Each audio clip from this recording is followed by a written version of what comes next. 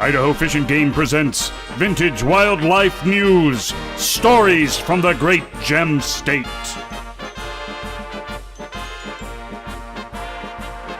The riverine and plainbow, cutthroat, and eastern brook trout started in Idaho during the early 1900s.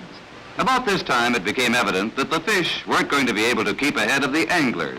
Every year since has seen a steady increase in the numbers of those who like to cast a line. Consequently, nearly 290,000 pounds of trout are now planted in Idaho waters yearly. Trout are royalty in the fish world, and not just any lake or stream suits them. They refuse to live where the bee or the water on the warm side. Consequently, the planting sites are chosen with care. Along with this work has developed an experimental program of stream and lake improvement. The ideal trout stream has pools for hiding and riffles for feeding and spawning. On the North Fork of the Coeur d'Alene, logs are placed as stream barriers. Other types of barriers are made of rocks. Once firmly in place, they slow the rapid water and a quiet pool spreads out behind them. They must be strong to withstand floodwater in the spring. Stream barriers help regulate the water of swiftly flowing streams, and there is less chance of fish nests being washed away before the eggs can hatch.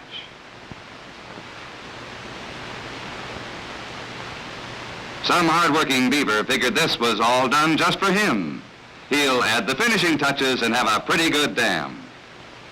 On Grimes Creek near New Centerville, there's more stream improvement. The valley floor was covered with tailings after dredges turned the valley upside down.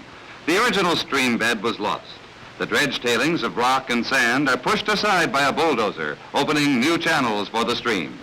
The new channels will zigzag through the tailings, creating passageways between dredge ponds and increasing the fishing waters.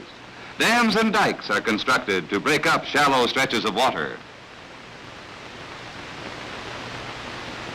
Lakes, ponds, and reservoirs have come in for a good share of the improvement work.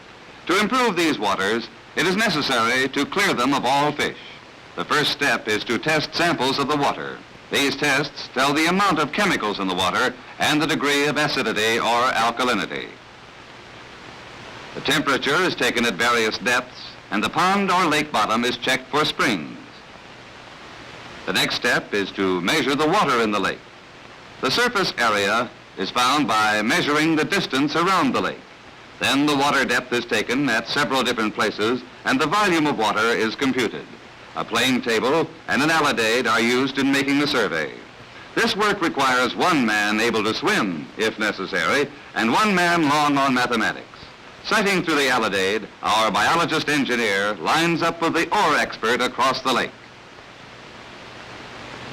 These preliminaries of testing and measuring inform us how much fish tox must be used in this lake. Now we can start the business of cleaning out the fish. Fish tox is poured into loose burlap sacks, which are towed back and forth across the lake. The chemical toxin is spread evenly through the water until it is dissolved. Fish tox is harmful only to cold-blooded animals like fish. The trash fish, or rough fish, which crowd out the game fish, are undesirable species such as carp, suckers, chubs, and shiners. They compete with the game fish for food, cover, and space, and they don't go by any rule book. In cold water lakes, stunted warm water game fish are also eliminated. The differing habitats afforded by these lakes and ponds is carefully considered in deciding which species of game fish will be used in restocking.